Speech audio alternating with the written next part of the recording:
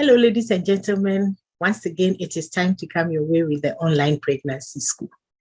I trust you are doing well and you are also keeping safe.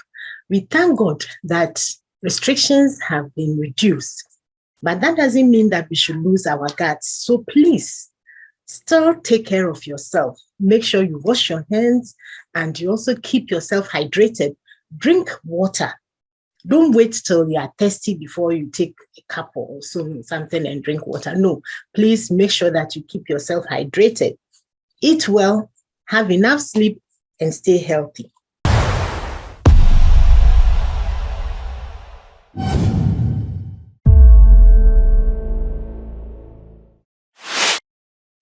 This is the online pregnancy school. My name is Dr. Linda Vanutu, and it is always a pleasure coming your way with interesting and needful topics for all of us. Around the world, every day, thousands of babies are born, which means that a lot of women go through pregnancy successfully. We may say that, but unfortunately, it's not every woman who is able to go through and end successfully. Some of them lose their babies along the line. That means that the pregnancy ends somewhere along the line, what we call miscarriage. Others go through and have babies, but the babies are born dead, what we call stillbirth. Others go through, but they deliver earlier than time, which is premature delivery or preterm. There are also those who deliver. They have their babies all right. The babies are born alive, but unfortunately, they lose them either on the day of birth, within the week, within a month, or sometimes within the year. So there are so many outcomes of pregnancy that we can look at. But we have gone through from day one of pregnancy up to the end of pregnancy when a woman goes to deliver. Now, I'm going to start talking about the baby because it's important. There are still topics that we'll be going back to discuss when the woman is still pregnant. But we want to start talking about the newborn baby. So, congratulations to those who have delivered. And even if you delivered and your baby did not survive, you are still a mother. Yes, you are still a mother because you carried a baby. But it is just unfortunate that this baby did not survive. But there's also help for such people. If we look at what they go through, the treatment that they receive, either from home or from where they delivered, is that the best? Is it what should be done? There are many questions, and we have had instances of talking to women who have expressed the sadness, and rightly so, because nobody would be able to forget that this happened to them. We have services for such people as well, where after going through a miscarriage or a stillbirth or a newborn death, we support you so that you can answer some of the questions that you have, and we also help you to continue with your desire, either to have more children, or if you don't want to have any more children, that is also fine. So we have such services. I've shared with you in previous slides what we do, the services that Promise offers. So please reach out to us. You can send me a WhatsApp message on +23359 242 0625, the number you see down there. You can also send me an email, promiselifegh@gmail.com. I will be happy to respond to your message or your questions. Today, I'm going to start talking about the baby. And I want to spend this session just giving you some tips and helping you to check your baby when you take the baby home. There are a lot of women who might have questions, and in fact, the men as well, as to, is this normal? This child is looking this way. Is that normal? Is that how the baby should look like? And all that. So I'm going to spend some time to discuss that with you today. First of all, let's appreciate that when the baby is in the mother's womb, the space is limited. So this baby is in a position that will fit into the womb. So you find that as the baby grows, the baby now fills the space. Initially, when the baby is very, very small, there's enough room, so you find that the baby will be moving up and down, and people can feel the movement and all that. But getting to the end of pregnancy, when the baby is big and the uterus or the womb has expanded to the limit that it can go to, this baby now becomes somehow cramped. So you find the position of this baby, and there's very little room because there's also the placenta in there. And we thank God that the baby at that time is soft, so to speak, enough to coil into that position. And at the end of pregnancy, we wish that the baby's head will come down so that the baby will be delivered with the head. And that is what a lot of the time happens. We have a lot of babies coming with the head. Now you can imagine how the head is like and how the woman's vagina is like. Yes, the vagina will expand to let this baby come out. But if you look at the anatomy or how the woman is shaped and how the woman is formed, you find that there are bones there as well. So as this baby's head is coming, the head has to try and compress somehow and pass through to come out. Wonderful, isn't it? Now, because that happens, some things can happen, and that is what I want to share with you today. So let's just remember that the baby is coming out with the head, and by God's grace, the bones in the head can go through each other and kind of overlap somehow, so that the baby's head can come out through the vagina. When this happens, what it means is that the baby's head, once it is out, may not be as round as you see people's heads. It could be that the head will look elongated, especially depending on how long the woman was in labor. And sometimes, because labor is so painful, when it is not yet time to push, you find some women pushing. So the head will come down, and then you have this elongated point in the baby's head because the child is coming with that part of the head. So you find that that place becomes elongated. So sometimes when a baby is born, you find that there is that place on the head that is soft and is protruding.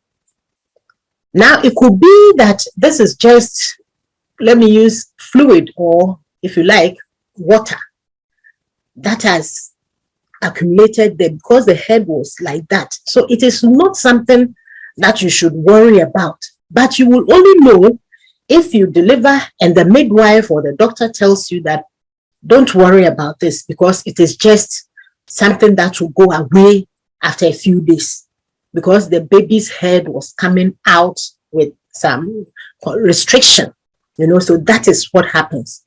And this is where I want to just encourage you that if you go to the hospital and you are told that you have to deliver by cesarean section, please don't run away, because as the woman's pelvis, where the womb is and all these places, how it is like and how the baby's head is like are put side by side to see whether this woman can deliver by herself or she will have to go through cesarean section.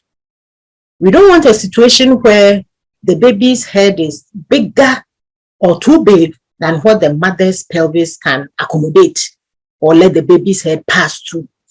If that happens, if you are not careful, then this baby will come out but will not be what we want. So you find that the baby can come out very, very, very tired. And that means that we give the babies a score over 10. It means that if this happens and this baby stayed there for so long, one, the baby can come out so tired and the brain would not have received enough oxygen. So you find that instead of 10, this baby can have 3 or 2 or 1 or 5 or 4. When that happens, it affects the child's life. That is not good. So if you are in labor, you go to the hospital, they assess and they say that your baby's head and your pelvis do not match, which means that you should deliver by cesarean section. Please note that it is the best decision for you and for your baby so that you deliver well and have your baby alive and well. It is not enough just for this baby to come out alive without the baby crying or with this baby having a very low score over 10. It is not. So if you deliver and you find that that is how the baby's head is looking like, it will go away. That is if the midwife assessed and saw that this one is not something that you should worry about. I'm hammering on it because sometimes people find it very strange to accept that. And so they do all sorts of things. And I have seen so many. In other instances, it may be that it is blood that has accumulated under the skin of the baby's head. That one too, you will be told that this is blood that is there. And I have seen instances where people have actually gone somewhere where they have tried to draw this blood out. And that has led to infection. It was so bad because blood is a very good medium for the bacteria to grow. So if you try to take it out by yourself, then that will be a problem for you. In some other instances, people have applied some other things. They make their own concoctions and apply to that part of the head, which is swollen. Whether it is the fluid or it is blood, they do that. And that has led to very serious infections in these newborn babies. Some of them, unfortunately, even lost their lives. So please, just remember that the baby's head is coming out. It will mold, kind of, because of the passage that it is passing through. When it comes out, after some days, you find that this swelling will go down. It's not every child who has that, but for those who have it, please remember that this swelling will go down and the baby's head will be normal. Now, because of the fact that we want the baby's head to look so nice, sometimes we put hot water on the head. But if you are putting it there because of this swelling, please remember that it will go away. If you are not sure of what it is and what to do, even if you delivered somewhere else and you find this, please take that baby to the hospital and let the hospitals check that for you. I hope you get that. So today I'm talking about the newborn baby. Congratulations, you have delivered. But what should I look for in my baby? Is this normal? And I'm starting from the head. Now, another thing that you can see on the baby's head is at the top and then at the back. At the top, there is this space which is not closed at the time of delivery. And you have one also at the back. The one in front is usually bigger than the one at the back. It is bigger than the one at the back. Now, this is there. And you can sometimes see that it moves up and down. And that scares a lot of people. They think that there's something wrong with the baby's head because that part is moving up and down. As the baby breathes, they see that that part is also going up and down. And they get worried. Again, I've seen cases where because people think that that is abnormal, they have put a whole lot of things. You cannot believe some of the things that they put there. From day one, as soon as they go home, they start putting these things there. And for some of them, they have caused a lot of damage. I remember one case where they put so many things together and pasted on the baby's head. And that got stuck because every day they were adding on without washing. So it got stuck onto the baby's head. And that rather led to infection, and this child suffered a lot. So what you find there, and for newborn babies, you can put your hand there, you see that it will be moving up and down. It will close. But if you find, and we'll talk about that in the future, when the baby has grown to a certain age and it is not closing, then you know that there is something wrong. But please be assured that when you deliver in the hospital, they check that. So maybe you have seen that when you go, they put their hand there and try to pass the hand through the baby's head to go to the back and see what is happening. But please remember that this is something that you can put your 2 fingers there and you feel that they are pulsating. Now this part will close when the baby is over 1 year old. But if you go home and you find that the baby's head is growing bigger, then that one is a source for concern that you have to go to the hospital and let them be aware that the baby's head is growing bigger. In fact, when the baby is delivered, they usually measure the head because the head has to be of a certain length, or the circumference has to be a certain amount. So they measure the baby's head to see whether this head circumference is normal or not normal. So when you go back to the hospital, if you think that the baby's head is growing bigger, you can take the baby to the hospital and they will check to make sure that the baby's head is not growing out of proportion, and you will be duly informed. We all realize that when we were born, our heads were not like what we have now, at least not mine. Mine was smaller than it is now. So somehow you have some growth, but this should be measured and then you will be informed. Now, having spoken about this, these are just some of the common things that people get worried about with the head. Now, when you go home and you are looking at this baby, please, you see that the ears may also be folded, also because inside the womb, this child was like this, the hand may have been there, but the ears will come out, they will roll back, if you like, as the baby grows. So that is another thing that you can look for and see, but check whether both ears are there and whether they have the outer, what stands out, what you see as the ear. Inside, you may not be able to see what is in there, but at least you can see from the outside, check whether both ears are there. And that will be something that you can report back to the hospital with if you find that one of them looks abnormal or it doesn't look like it's a normal thing, then you can go to the hospital for them to see. Of course, the eyes. You look at the eyes when a baby is born, you see that most of the time after they are born, they are sleeping. Some of them sleep 18 hours in a day.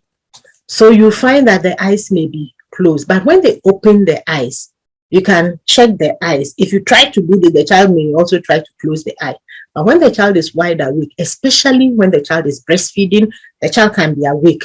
So when this child is awake, you can look into the eye and see if there's anything wrong. Sometimes because of the journey that they go through, they might have some blood in the eye. You can see that the eye, instead of the white, you may have some blood in there.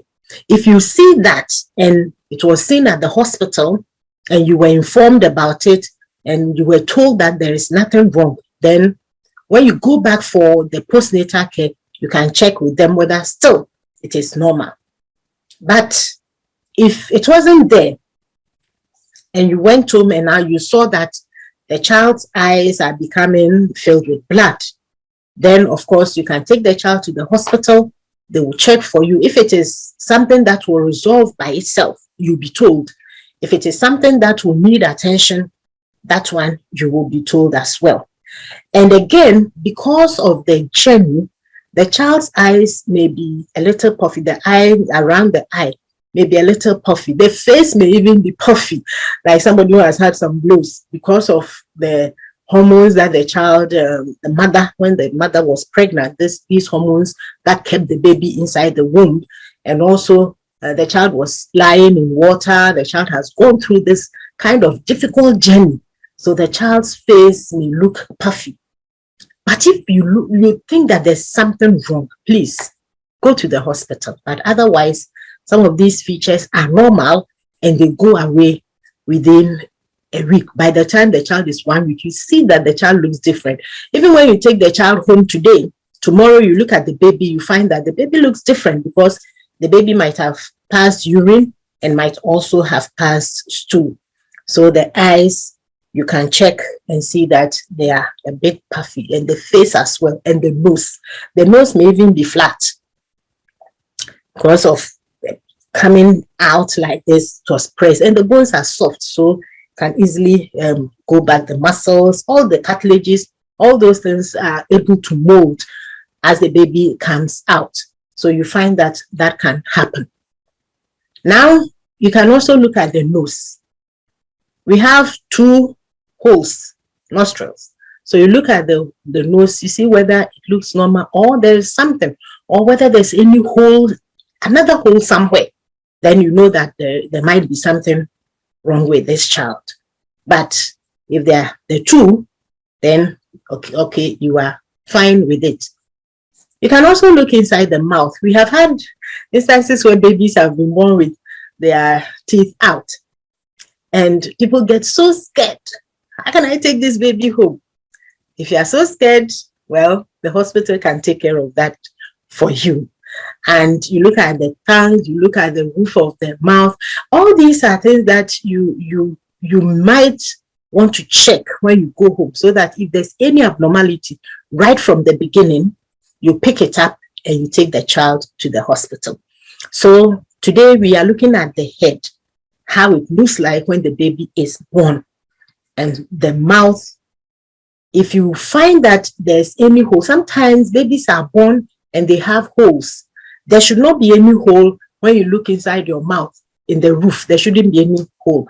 But sometimes babies are born with that, or the lips, they are not closed. There's a hole somewhere. All these are things that you have to refer to the hospital. And sometimes people don't deliver in the hospital. They deliver at home or they deliver somewhere else. Even if you delivered anywhere, please make sure that you take time to know your baby right from day one. There are so many things that we learn about the baby, very, very interesting things that we learn about the baby. So please take time to check your baby out. I'm talking about the head today. So look at the head. How does it look like? Is there any protruding part? Is there anything that looks abnormal to you? Is there anything that you don't understand? Is there anything that as soon as you see, you think it's abnormal? If you find any of these, please do not stay at home. Even if you delivered at the hospital and they told you that everything was okay, especially if you had that swelling, you went home and you found that it was now becoming too big, please don't apply anything to that bump. Take that child to the hospital and the right thing will be done for you, because I have seen cases where they did not end well for these mothers and the babies. Ladies and gentlemen, today I am talking about the baby, the newborn baby that we have been waiting for. Thank God that the baby is born. And I'm sharing with you what you should look for so that you know how the baby is like at the time of birth. And this will help you to identify anything that is abnormal so you can have treatment for this child as soon as possible. I hope you have enjoyed the session. I'll continue in my next session with other things about the newborn baby that you must be aware of. See you in my next video. And please remember, promise from the womb. Get yourself a copy. You'll be happy you did. You will be happy you did. Send me a message. Get yourself a copy. And let's together help to prevent maternal and newborn deaths. Pregnancy should be a time of joy and not anxiety or fear. Once again, my name is Dr. Linda Vanutu, and it is always a pleasure coming your way with the online pregnancy school. See you in my next video, and remember to subscribe. If you haven't done that, please go ahead. Hit that subscribe button. Share with friends and family. Share your comments. Let's know what you think about the program. Bye for now. Bye.